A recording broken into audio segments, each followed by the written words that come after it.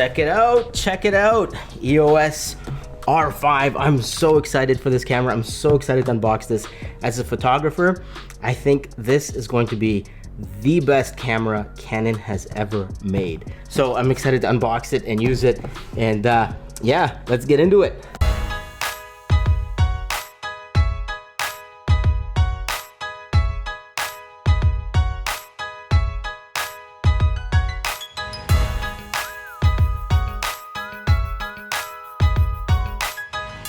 All right, just got back from the camera store, picked this up. Thank you to Downtown Camera for taking my order. I just want to give them a little plug because whenever I buy a camera, I always buy them from Downtown Camera in Toronto. They always treat me well. Customer service is great. Mom and pop shop. So I like to promote them because I think we need a little more mom and pop shops in the city. So thank you to Downtown Camera for this. And yeah, I don't know why I'm looking at this box. I'm just so excited just by the box, but let's open it up and get to the real exciting part. I'm gonna put this camera up here so get a better view. All right, now we have the camera mounted on a tripod, and we can get into this. Here it is. Here it is. All right, so first things first, it's the same minimal packaging like with the EOS R. And you know what, at first I was kind of like, why is the EOS R not packed properly? It's very very simplistic, but I kind of like this. I kind of like this. It's very minimalistic. It's environmentally conscious. There aren't too many things, no styrofoam. How to redeem your exclusive EOS R pre-order offer. All right, here we go. We got paperwork. We have the mother of all manuals here. This thing is huge. Okay, and we got some cables. We have the charger, and I'm so happy that this new camera has the exact same charger as all the other cameras, and it's pretty much using the same battery. This battery apparently is optimized for this camera. It's a little more advanced than the other standard batteries, but the other batteries work, which is great. I love the fact that everything's backward compatible. It means I don't have to go out and buy 5 new batteries, and hopefully, fingers crossed, the battery life on this camera is good, but we'll see. We'll see, but anyway, that's a positive. Happy to see that. First layer of plastic done. Oh, it's not much to it there. That's it. We have the camera and the strap. I mean, you probably don't even need such a big box. And I assume like this is for the lens if you order the camera with the lens package. But you know what? I'll be honest. I'm gonna go step aside from the camera here from an environmental perspective. Even though this is not the most appealing kind of unboxing experience, I'm very happy that Canon is doing this because I think this is super environmentally conscious, less landfill, less waste. You know, this is pretty cool. I like it. It's very minimal, does the job, don't need anything else. Thank you, Canon, for that. And now, dun da da da. All right. I'm sorry I don't have an overhead camera. I sold my Lumix G9. Now I just have the EOS R and the R5 to work with. Ooh. Ooh. Ooh. Ooh. Ooh. Okay, that feels nice in the hands. That feels really nice. The rubbery grip is nice. It looks nice. Shutter down, which is great. Unless you like mucking around in there and touching your shutter and breaking it. But apparently this camera is pretty cool, like in the way that you have an option to have the shutter go down when you turn it off or leave it up. So yeah, that's pretty nice. They didn't have that in the EOS R. First impressions, it actually feels a lot like the EOS R, but it also feels like my old 5D camera. It's a beefier body. It feels a little bigger in the hands, which is nice. And there we go. There isn't even plastic screen protector on this. I mean, that's less junk for the landfill too, so that's great. In terms of weight, it's nice. And image stabilization, first, well actually I don't know which one's the first, the EOS R5 or R6. I guess the R5 came out first, so first camera with in-body image stabilization from Canon ever. And that's pretty cool. So you know what, let's see if there's any juice in this thing, and let's fire it up.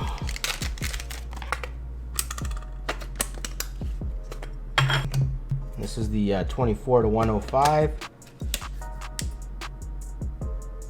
Oh, no battery life, but I do have other batteries. Let's see if this one's still good. Oh yeah, there we go. There we go. Set date. I'm too excited to set the date. Let's just take a look through the viewfinder. Wow. Okay, that is nice.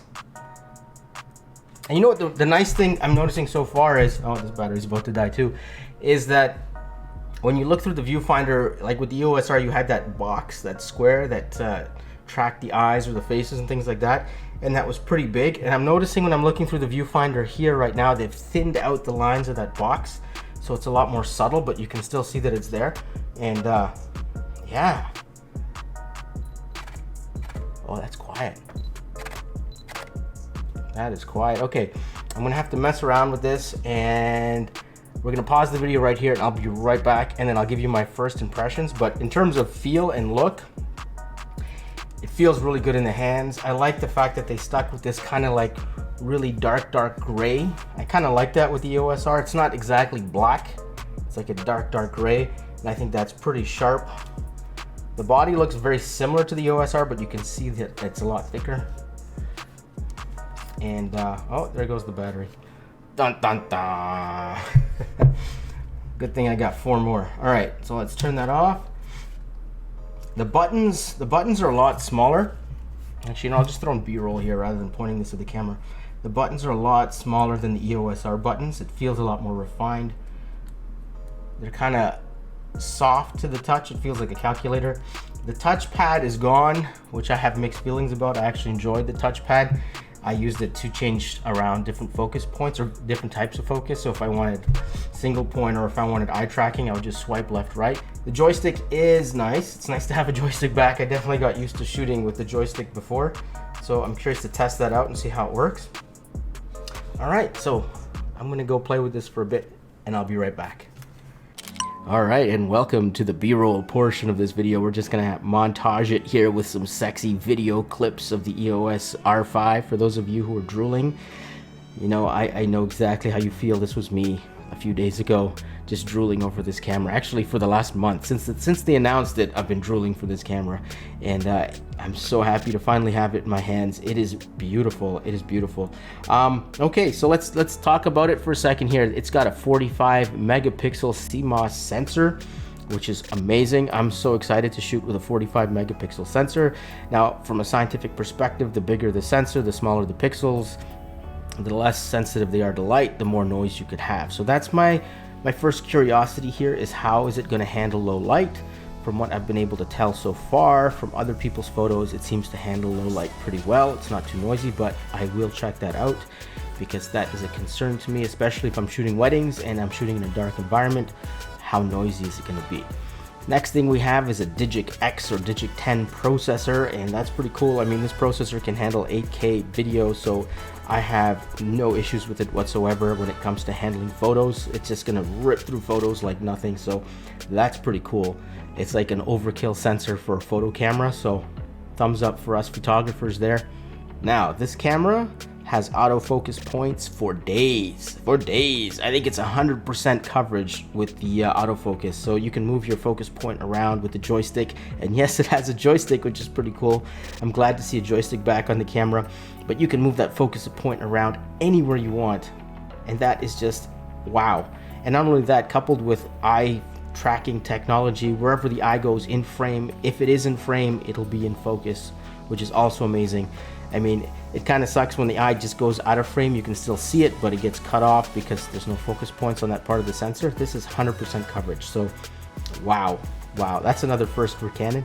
And speaking of firsts, it's the first Canon body with IBIS, in-body image stabilization, so you have that if you need it.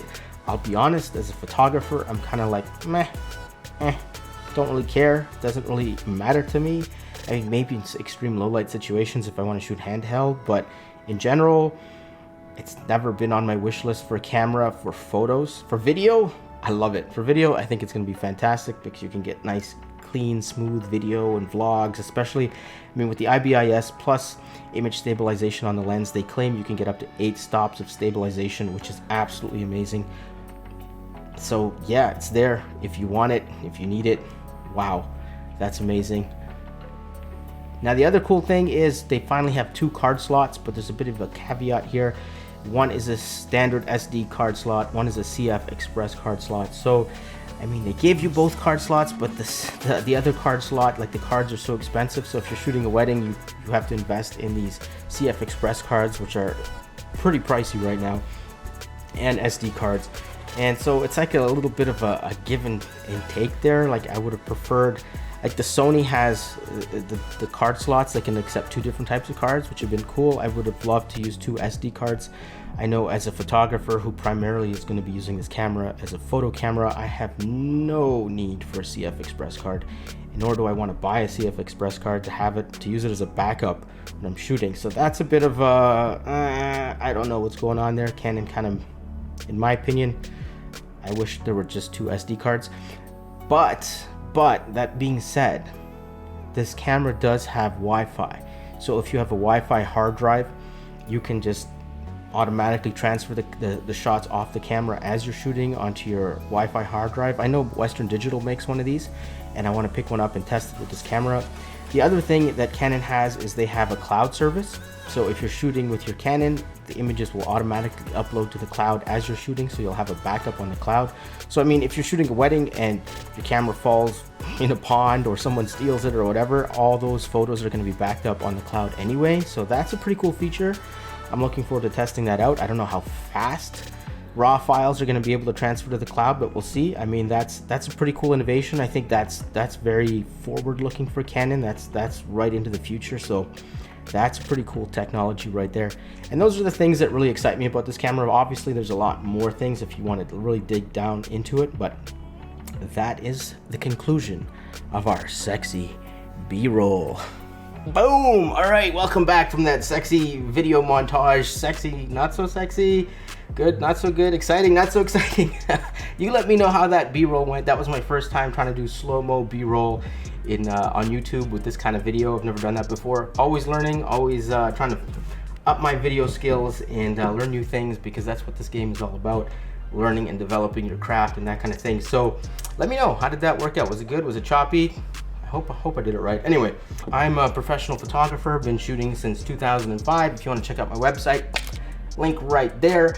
I'm going to be taking this camera out and doing some test shots, and I'm going to put photos up on my blog on the website. So if you want to check out some photos, go check out the website. Also, I'm really trying to grow this channel, build it up. So if you want to subscribe, I would greatly appreciate that. We're almost at 5,000 subs. I want to blow right past it and head to 10,000 subs.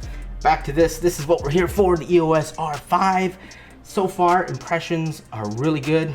I'm really liking it. The one thing I forgot to mention in the video that I'll mention here is that when you use the back screen to move your focus point around, it is so much faster than the EOS R5. Like so much faster, double the speed.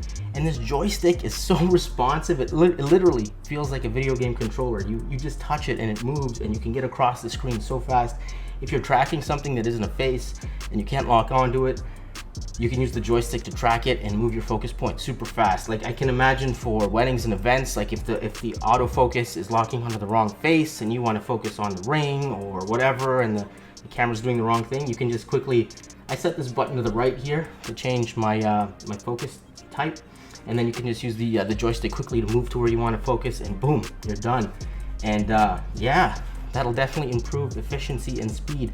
But yeah, that's it for this video. So if you like this kind of stuff, if you're thinking about picking up an EOS R5 and you want to know more information about it, I'm going to be making a lot more videos on it. So subscribe to the channel for that.